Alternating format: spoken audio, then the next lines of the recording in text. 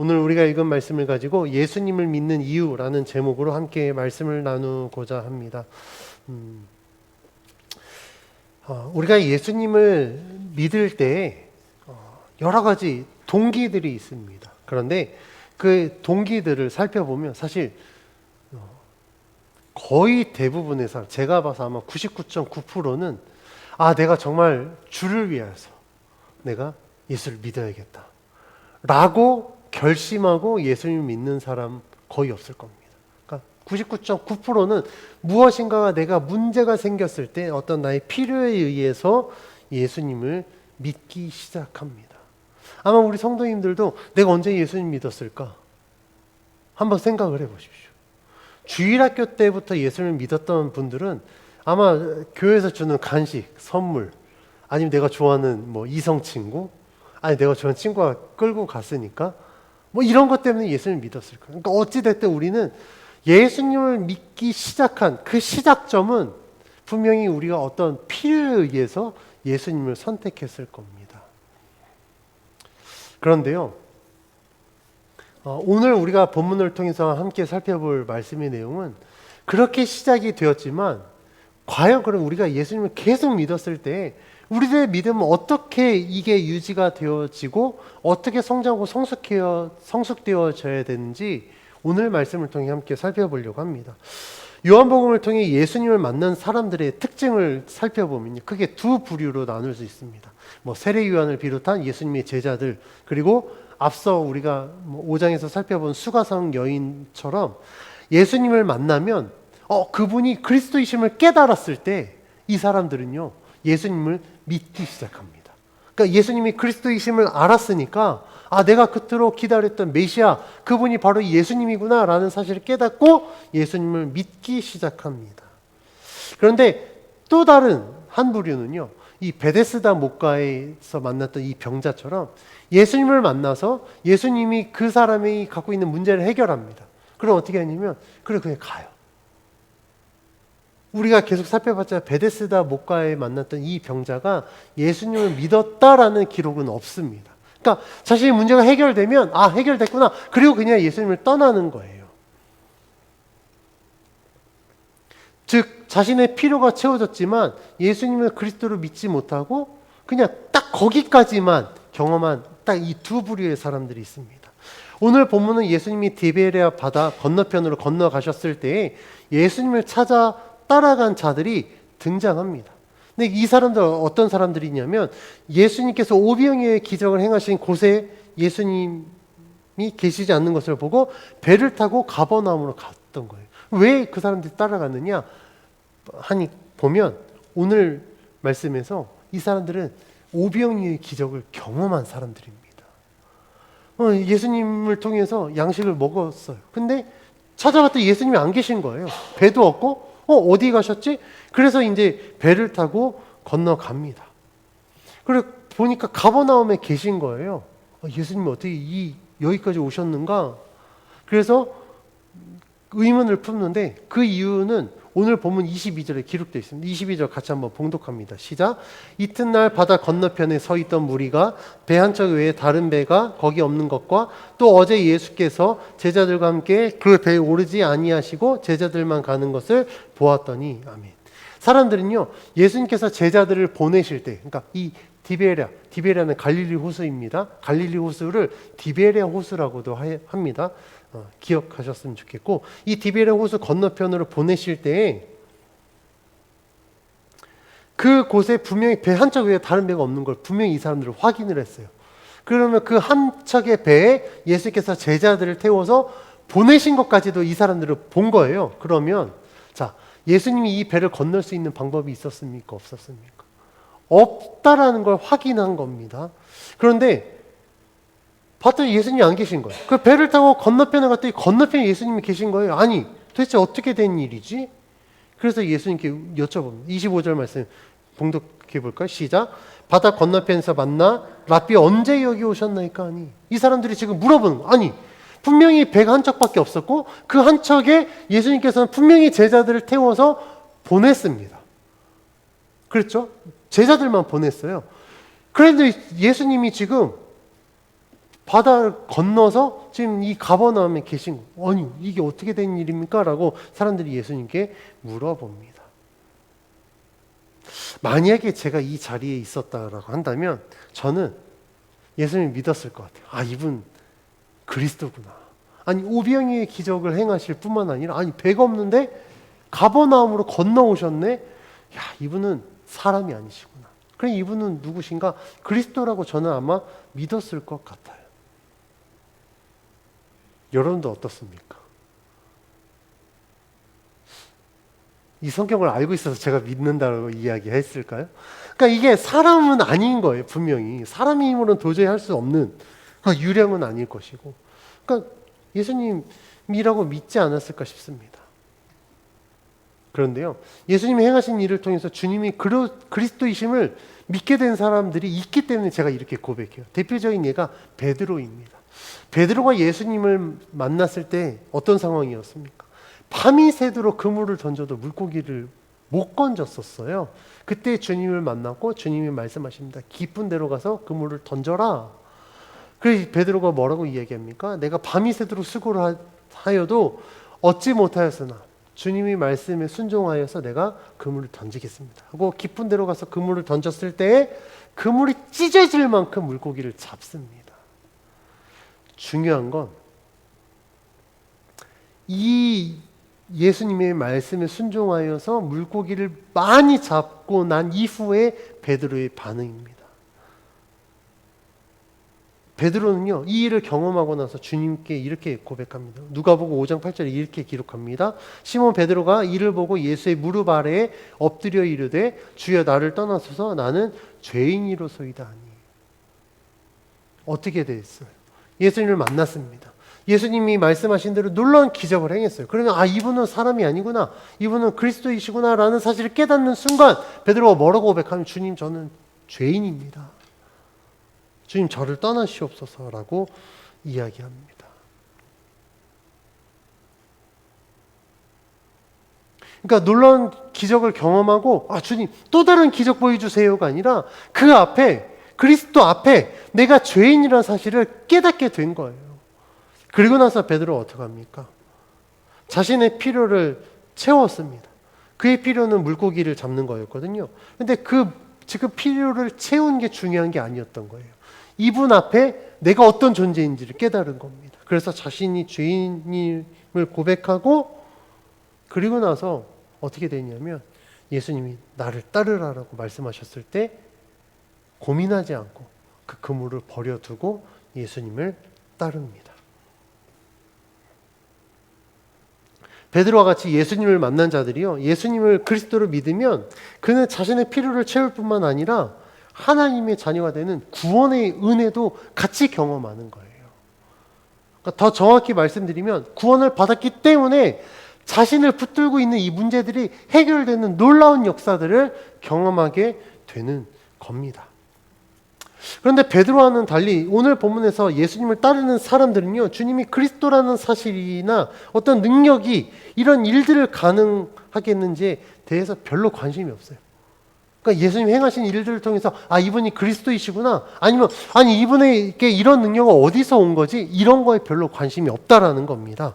그래서 그들의 관심은 어디에 있는가, 무엇인가, 사람들의 질문을 받은 예수님의 대답에서 그들의 관심사가 무엇인지 찾을 수 있습니다. 다시 오늘 보면 26절 함께 봉독합니다. 시작. 예수께서 대답하여 이르시되 내가 진실로 진실로 너희에게 이르노니 너희가 나를 찾은 것은 표적을 본 까닭이 아니요 떡을 먹고 배부른 까닭이로다. 예수님께서 우리가 예수님을 따르는 목적이 무엇이라고 말씀합니까? 표적을 본 것이 아니라 떡을 먹고 배부른 까닭이다라고 이야기합니다. 다시 말하면 이 사람들은요, 그 떡을 쫓아서 예수님을 따라온 거예요. 그러니까 계속해서 자신의 필요를 채우기 위해서 예수님을 따랐다라는 것을 의미합니다. 그런데 예수님의 말씀에서 우리가 중요하게 봐야 될 단어가 있는데 그것은 무엇이냐면 바로 표적입니다. 복음서에서 예수님이 표적을 행하십니다. 그런데 그 표적을 행하시는 이유가 있어요. 그 이유는 무엇이냐면 이 표적을 통하여서 예수님이 그리스도이심을 나타내는 겁니다. 그러면 아까 말씀드린 것처럼 예수님이 배가 분명히 없었어요. 근데 바다를 건너왔다. 이 표적을 행하신 이유는 뭡니까? 내가 그리스도다라는 걸 나타내신 겁니다. 오병이어의 이 표적을 나타내신 이유는 뭡니까? 내가 그리스도다라는 걸 보여주시기 위함이에요. 우리가 다음 주에 이제 살펴볼 텐데 예수님은 이제 그 떡에 대해서 이야기를 하거든요. 지금 이 사람들은 이 떡을 쫓아서 예수님 온 거잖아요. 그 떡을 주제로 예수님이 이제 내가 그리스도다. 내가 이 땅에 왜 왔는지, 너희가 나를 왜 믿어야 되는지에 대해서 이제 말씀하기 위해서 그 떡이라는 주제의 표적을 행하셨고 또한 바다를 건너 오신 겁니다. 그런데요, 이 모든 것들을 경험한 사람들이 지금 예수님을 쫓아온 이유에 대해서 예수님은 너희가 나를 쫓아온 거는 너희가 나를 그리스도를 믿기 위함이 아니라 너희가 그냥 떡을 먹고 배부른 까닭이다라고 말씀하고 있습니다. 예수님의 이러한 말씀을 비추어 볼 때 이 무리들이 배를 타고 바다를 건너면서까지 그런 예수님을 왜 따라왔을까? 아마 유추해 보면 예수님을 통해서 더 많은 양식을 얻고 싶어서 예수님을 따라온 것 같아요. 예수님의 말씀을 보면. 그래서 27절에서 예수님이 말씀하신 그 내용을 통하여서 그 사실을 알 수 있는데 27절 말씀 같이 한번 봉독해 봅니다. 시작. 썩을 양식을 위하여 일하지 말고 영생하도록 있는 양식을 위하여 하라. 이 양식은 인자가 너희에게 주리니 인자는 아버지 하나님께서 인치신 자니라. 아멘. 예수님께서는요, 일과 양식이라는 이 주제를 가지고 참된 믿음과 신앙에 대해서 말씀하고 있습니다. 예수님의 말씀대로 라고 한다면 지금 우리가 열심히 배를 타고 바다를 건너온 이 일은 무엇을 위한 일이냐라고 했을 때 썩을 양식을 위해서 지금 열심히 배를 타고 온 거예요. 아까 말씀드린 것처럼 예수님을 그리스도로 믿었기 때문에 막 진리의 말씀을 듣고 싶어서 정말 복음을 통하여서 내가 더 신실한 믿음을 갖기 위해서 지금 이 노를 저어서 수고해서 예수님이 온 게 아니라는 겁니다. 이 무리는 왜 왔느냐? 예수님 말씀하신 것처럼 너희는 지금 썩을 양식을 위해서 열심히 일을 해서 나를 쫓아온 거구나 라고 말씀하고 있습니다. 즉 오병이어의 이 놀라운 기적을 통하여서 그들은 이 기적을 행하신 예수님이 어떤 분인가에 대해서 관심을 가진 게 아니라 야 배부르다. 야 떡 5개랑 물고기 2마리로 이렇게 배불리 먹일 수 있는 분이면 저분 쫓아다니면 나중에 진짜 뷔페 음식 먹을 수 있지 않겠냐. 이런 생각으로 제가 예수님을 쫓아온 거라는 겁니다. 그런데 양식을 얻기 위해 예수님을 따르는 것이 비단 이 사람들만의 문제일까? 그렇지 않을 거예요. 아마도 꽤 많은 사람들이 예수님을 믿는 이유가 이 사람들처럼 자신의 어떤 필요를 채우기 위해서 예수님을 믿기도 합니다. 아까 말씀드린 것처럼 이거 자체가 문제는 아니에요. 왜냐하면 문제가 있어야만 예수님을 찾아오기 때문에 그렇습니다. 복음서에 보면 예수님을 찾아온 사람들이 보면 어떻습니까? 내가 예수님을 더 잘 믿고 싶어서 예수님을 찾아왔습니다라고 말한 사람은 없어요. 다 문제들이 있어요. 병이 있든지 자식이 죽게 됐든지 어떤 문제든지 간에 문제가 있는 사람들이 예수님을 찾아옵니다. 그리고 예수님을 만나서 예수님을 통해서 그 문제가 해결돼요. 그 문제 자체가 사실 해결된 게 아니라 그 사람에게 어떤 죄의 문제가 있을 때 예수님 그 죄사함을 선포하고 그 죄가 깨끗이 씻김 받고 난 이후에 질병이 치유받고 여러 가지 문제들이 해결됩니다. 그러니까 자신의 필요에 의해서 예수님을 찾는 것 자체가 비성경적이다, 믿음이 없다라고 말할 수 없어요. 왜냐하면 많은 사람들이 그렇게 예수님을 찾았기 때문에 그렇습니다. 그러면 무엇이 중요하냐? 중요한 건요, 그렇게 해서 예수님을 믿었습니다. 믿고 난 이후가 중요하다라는 거예요. 사람들이 자신의 문제를 해결하기 위해서 하나님을 찾는 것은 어찌 보면 당연한 이치입니다.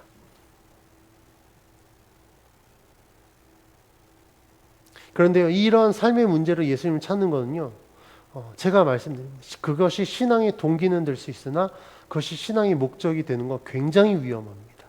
다시 말씀드립니다. 내 필요를 채우기 위해서 예수님을 찾는 것이 신앙의 동기는 될 수 있으나 그것이 신앙의 목적이 되어서는 안 된다라는 거예요. 이게 신앙의 목적이 됐을 때 위험한 건 뭐냐면 나를 위하여서 하나님을 이용해 먹기 때문에 그렇습니다. 하나님이 그런 존재인가요? 내가 내 필요에 의해서 내가 줬다 폈다, 내가 취했다 버렸다 할 수 있는 그런 존재냐는 겁니다. 하나님은 절대 그런 존재가 아닙니다. 우리가 그렇게 할 수 있는 존재가 아니라는 거예요. 왜 그렇습니까? 하나님과 우리의 관계는 어떤 관계입니까? 하나님은 창조주이시고요. 우리는 하나님이 창조하신 피조물이에요. 그러니까 하나님이 주인이시고 우리는 하나님 그 주인의 뜻을 따르는 자라는 겁니다. 그런데 내가 내 필요에 의해서 하나님을 취했다 버렸다 줬다 폈다 한다라는 것은 지금 누가 주인의 위치에 있는 겁니까? 내가 주인의 위치에 있는 거거든요. 내가 나의 필요에 의해서 하나님을 이용하는 겁니다. 그런데 하나님은 그런 분이 아니십니다. 우리의 필요에 의해서 이용할 수 있는 분이 아니라는 거예요. 그래서 신앙의 목적이 내 필요를 채우기 위한 것이 신앙의 목적이 되는 것 굉장히 위험한 일입니다.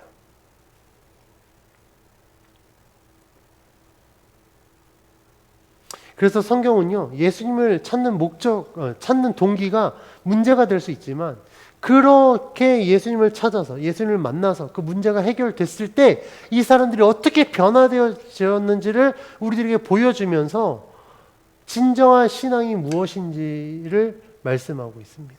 예수님을 만나서 문제가 해결된 가장 최신 버전으로 따지면 수가성 여인을 예를 들어보겠습니다. 수가성 여인 예수님 만났습니다. 문제가 해결됐어요. 어떻게 됐습니까? 마을로 들어가서 사람들에게 예수님을 증거했습니다. 그 전에는 사람들과 못 어울렸던 사람이었잖아요. 수가성 여인 자신의 그런 여러 치부들로 인하여서. 그런데 예수님을 만나서 문제가 해결되니까 그 모든 치부가 이제 더 이상 문제가 되지 않았던 거예요. 그렇게 사람들과 이렇게 대면하고 관계하는 게 두려웠던 이 여인이요, 예수님을 만나고 나니까 나를 이렇게 자유하게 만든 그 복음의 진리를 사람들에게 증거하였다라고 말씀하고 있습니다. 아까 앞서 예를 들었던 베드로 어땠습니까? 베드로가 예수님을 만나고 그 문제가 해결되고 난 이후에 베드로는요, 그물을 버려두고 예수님을 쫓았습니다. 즉 신앙의 동기가 자신의 필요를 채우는 것이었지만 예수님을 만나서 복음의 진리를 깨닫고 영생을 얻는 자는요, 이제 삶의 목적이 자신의 필요를 채우는 것이 아니라 하나님의 뜻을 이루는 것으로 바뀌었다라는 거예요. 그래서 예수님은요, 그렇게 예수님을 믿는 신앙을 가진 자들이 어떻게 살아가야 되는지에 대해서 오늘 본문에서 이렇게 말씀하고 있습니다. 27절에서 29절 말씀까지 함께 봉독합니다. 시작. 썩을 양식을 위하여 일하지 말고 영생하도록 있는 양식을 위하여 하라. 이 양식은 인자가 너희에게 주리니 인자는 아버지 하나님께서 인치신 자니라. 그들이 묻되 우리가 어떻게 하여야 하나님의 일을 하오리이까? 예수께서 대답하여 이르시되 하나님께서 보내신 이를 믿는 것이 하나님의 일이니라 하시니. 아멘. 예수님은요, 27절에서 믿음의 성도는 썩을 양식을 위하여 일하지 않고 영생하도록 있는 양식을 위하여 일한다라고 말씀하고 있습니다. 다시 말하면 육신을 위해서 살지 말고 영생하도록 있는 양식을 위해서 일하라라고 말씀하시는데, 그럼 여기서 영생하도록 하는 양식은 무엇인가? 27절 하반절에 보면 그것은 곧 인자, 곧 예수께서 주시는 복음의 진리를 의미합니다. 그래서 이 양식은 인자가 너희에게 줄 것이다 라고 말씀하고 있습니다. 그럼 주님이 우리들에게 주는 건 무엇입니까? 바로 복음의 진리라는 거예요. 예수님의 말씀에서 알 수 있듯이요, 예수님을 믿는 것은요, 이전의 삶과 전혀 다른 삶을 사는 겁니다. 예수님을 믿기 전에 영생을 알지 못했어요. 복음의 진리를 알지 못했습니다. 그러니까 우리들의 삶의 목적은 철저하게 그냥 우리들의 육신의 만족을 위해서 일하고 살았습니다. 그래서 육신의 이 만족을 위해서 세상의 성공을 바랬고 여러 가지 물질의 풍요를 바랬습니다. 그래서 그걸 위해서 열심히 산 거예요. 그런데 예수님을 믿고 난 이후에는요, 전혀 다른 삶을 산다라는 겁니다. 그러면 왜 이렇게 삶이 바뀌었을까? 육신을 위해서 사는 삶은요, 잠깐의 만족은 줄 수 있어요. 유익은 줄 수 있습니다. 그런데 그것이 주는 만족과 유익은요, 굉장히 짧아요. 예를 들면 돈을 많이 가지면 굉장히 좋을 것 같죠. 근데 그게 주는 유익은 굉장히 짧습니다.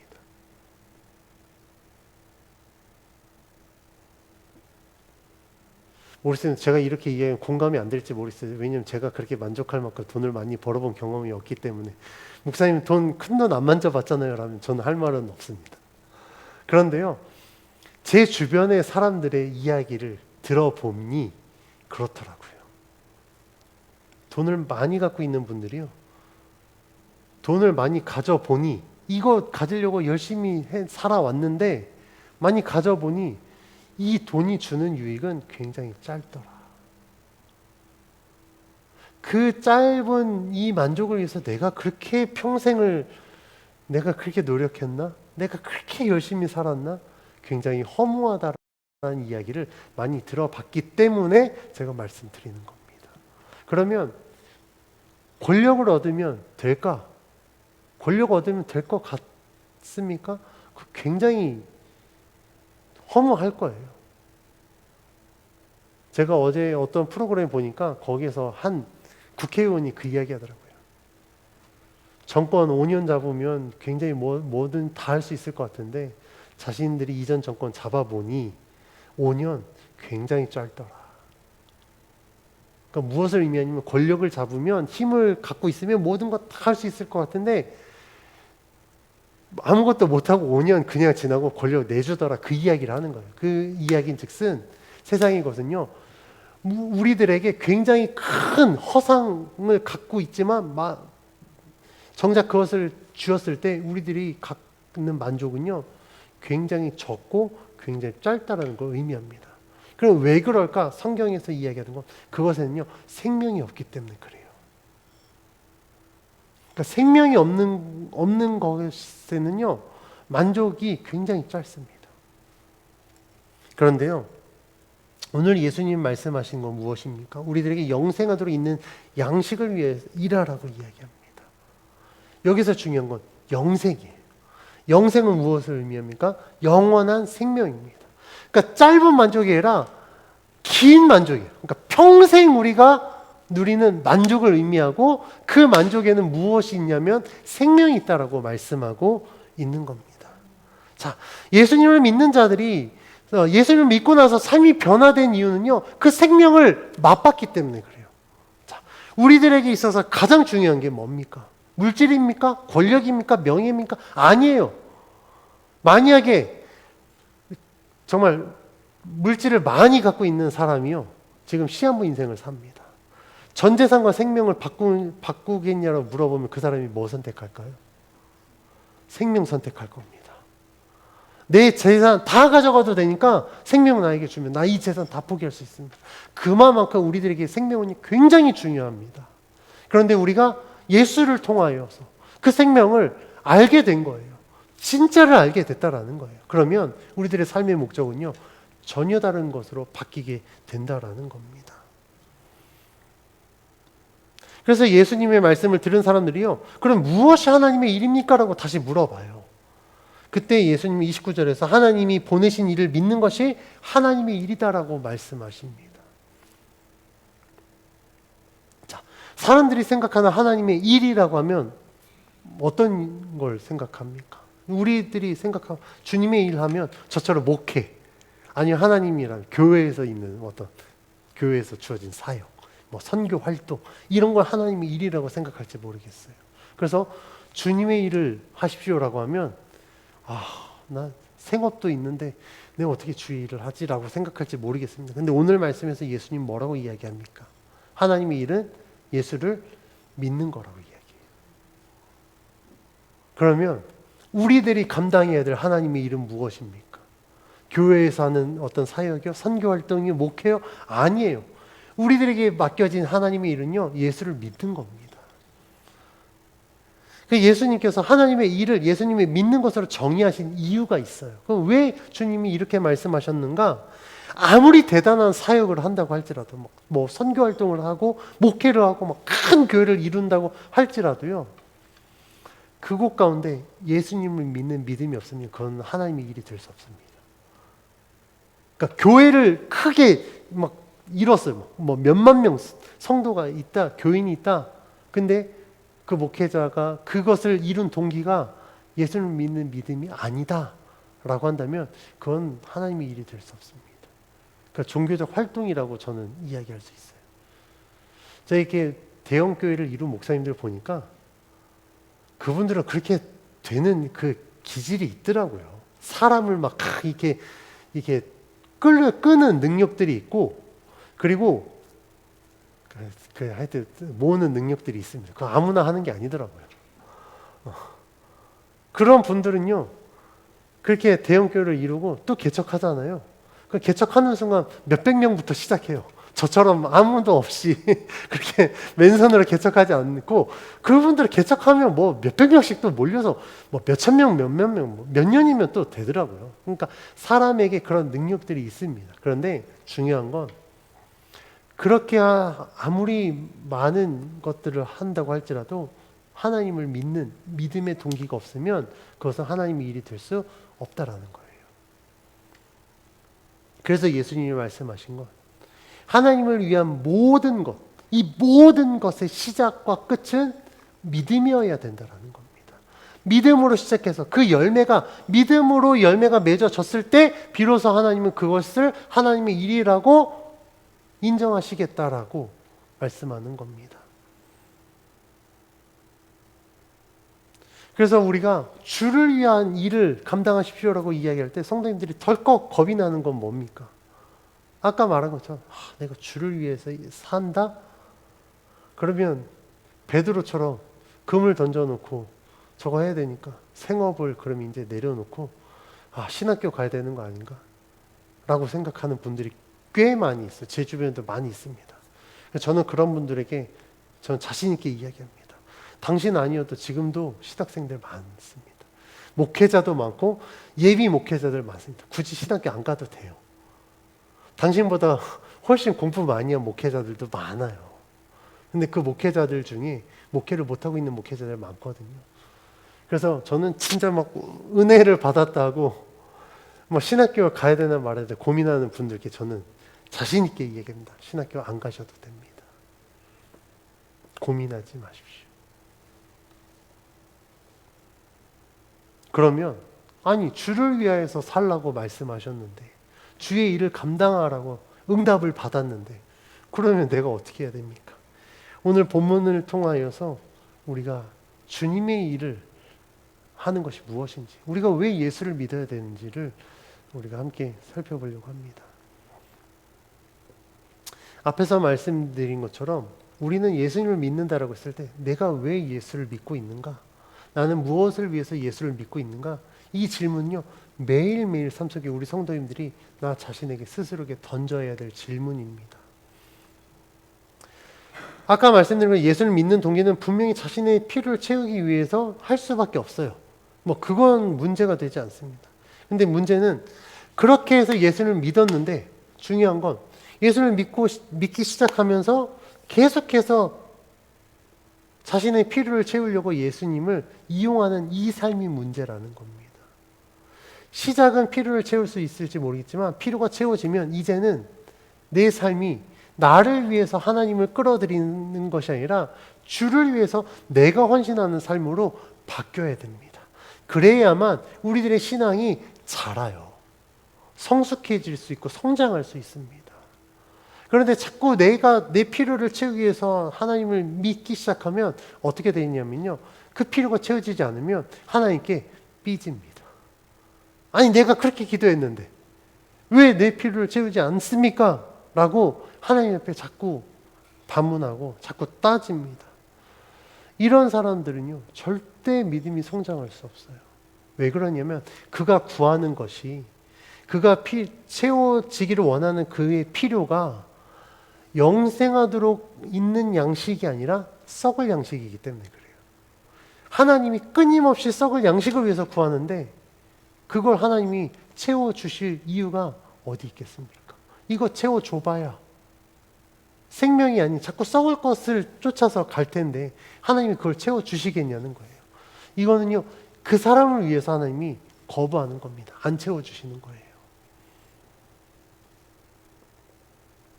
그래서 예수님이 말씀하신 것처럼 우리들은 영생하도록 있는 양식을 위해서 살아야 됩니다. 일해야 된다라는 거예요. 그럼 무엇이 이런 일인가? 제가 늘 설교 때마다 말씀드리지만 우리가 은혜를 받았다고 해서 우리들의 삶이 바뀌는 거 아닙니다. 여러분들이 하는 일이 바뀌지 않아요. 은혜 받아도 하는 일은 똑같습니다. 그런데요, 똑같은 일인데 그 일을 하는 목적이 바뀌는 거예요. 그렇죠. 우리 집사님이 사업하시는데 은혜 받았다고 해서 사업 때려치고 신학교 가시겠냐는 거예요. 아니에요. 똑같이 사업합니다. 그런데 목적이 바뀐다라는 거예요. 예수님을 믿기 전에는 내가 열심히 돈 벌어서 내가 잘 먹고 잘 살려고 사업을 했다라고 치자고요. 그런데 예수님을 믿고 은혜를 받았어요. 그게 생명의 진리인 줄 알았습니다. 그러면 똑같이 사업을 해요. 그런데 사업하는 목적이 이제는 내가 잘 먹고 잘 살기 위함이 아니라 이 사업을 통해서 내가 어떻게 하면 이 복음을 증거할까 목적이 바뀌는 거예요. 우리 청년, 우리 민서경제 있지만 청년이 직장을 갖고 있습니다. 일을 해요. 그런데 이전에는 내가 그걸 위해서 내 앞으로의 이 삶을 위해서 직장을 가졌어요. 그 취업을 했습니다. 열심히 일하고 있어요. 근데 예수를 믿으면요, 믿었다고 해서 일이 바뀌는 게 아닙니다. 하는 일은 똑같아요. 근데 뭐가 바뀐다고요? 목적이 바뀐다고요. 이전에는 나를 위해서 취업했고 나를 위해서 직장을 가졌는데 이제는 내가 주를 위해서 똑같은 직장에서 똑같은 일을 하면서 이제는 주를 위한 일이 되는 겁니다. 내가 이 삶의 자리에서 어떻게 하면 예수를 증거할 수 있을까? 어떻게 하면 나를 구원하신 이 생명의 복음의 진리를 증거할 수 있을까를 고민하게 된다는 겁니다. 그래서 예수님을 믿으면요, 삶의 목적이 바뀌잖아요. 삶의 그 모습도 바뀝니다. 내가 복음을 전해야 되기 때문에 절대 예수 제대로 믿는 사람은요, 허투루 살지 않아요. 대충 살지 않습니다. 요령 피우지 않아요. 굉장히 정직하고 성실하게 합니다. 왜냐하면 내가 정직하고 성실하게 해야만 사람들이 내 모습을 인정할 거예요. 저 사람 참 정직하네, 참 성실하네. 근데 저 사람 어떻게 저렇게 정직하고 성실하게 살지? 근데 그 이유와 목적을 찾아봤더니 예수님을 믿는 거예요. 그러면 사람들이 어떻게 됩니까? 아니, 딴 사람들 다 꼼수 쓰고 다 대충 하고 하는데 저 사람 참 묵묵하게 정직하고 성실하게 자기의 일을 하네. 야, 근데 저 사람 예수 믿는데 왜 그런지 물어봤더니 나는 하나님을 믿는 사람으로서 하나님이 그렇게 살라고 말씀하셔서 나는 이렇게 삽니다. 그런데 꼼수 쓰는 사람이 더 잘 되는 줄 알았는데 정직하고 해도 이게 되는 걸 보면 사람들이 그때부터 바뀌기 시작합니다. 그래서 제가 제 주변에 있는 분들에게 늘, 특히 직장 생활하는 분들에게 늘 그렇게 권면합니다. 제발 예수 믿는 직장인으로서 회식 문화에서 술 드시지 마십시오. 막 너무 이렇게 싸바싸바 아부 안 하셔도 됩니다. 하나님 앞에 정직하게 기도하고 해서 정직하게 승진해야만 다른 사람들이 거기에 대해서 희망을 갖습니다라고 저는 그렇게 권면합니다. 다 그렇게 신앙 갖고 있는데 꼼수 쓰고 그래서 승진하면 승진하려면 저렇게 할 수밖에 없구나 라고 하고 신앙을 포기해 버린다고요. 사업하는 분들도 똑같습니다. 그런데요, 정말 하나님을 믿는 믿음 때문에 정직하게 했는데도 되면, 그렇게 하면 안 되는 줄 알았던 사람들이 정직하게 해도 되네라는 희망을 갖는다고요. 그러면요, 그 사람 때문에 사람들이 신앙을 버리고 꼼수를 쓰는, 세상의 꼼수를 택하는 게 아니라 세상의 꼼수를 버리고 신앙을 붙들어서 똑같이 하나님의 영광을 위해서 살아갈 것입니다. 저는 분명히 신뢰합니다. 하나님이요, 분명히 그렇게 역사하실 줄 믿고 저는 그렇게 성공한 분들을 꽤 많이 봐왔습니다. 안 된다고요? 아니요. 안 될 거라고 지레 겁먹고 신앙을 포기했기 때문에 안 되는 거예요. 붙들면 하나님이 어떤 분이신데 안 되겠습니까? 아니, 내가 믿음을 지켜서 세상에서 하나님 내가 정직하고 성실하게 해서 내가 복음의 진리를 증거하는 삶을 살겠다고 결단하는데 하나님이 그 길을 막으시겠냐는 거예요. 절대 그렇지 않습니다. 그래서 우리가 성경이 말씀한 대로 내가 예수를 믿는 이유가 이제는 더 이상 나를 위한 것이 아니라 주님을 위한 신앙이 될 수 있는 겁니다. 오늘 예수님이 말씀하신 것처럼 우리가 썩을 양식을 위해서 일하는 자가 아니라 영생하도록 있는 양식을 위해서 일하는 자가 되기를 원합니다. 우리가 예수 믿는 이유가 내가 그냥 이 육신의 삶의 안녕을 위해서 하나님을 이용하려고 예수를 믿는 게 아니라 시작은 뭐 그렇게 됐을지 몰라도 내가 생명의 진리를 아는 이상 그 복음의 진리를 깨닫고 하나님의 나라를 내가 기대하고 소망하는 삶을 사는 이상 내가 예수 믿는 이유는 더 이상 나 자신이 하나님의 뜻을 이루기 위한 신앙의 동기가 목적이 되어서 또 하나님 앞에 영광을 드리는 우리 모두의 삶과 신앙이 되어지는 주의 이름으로 축원합니다.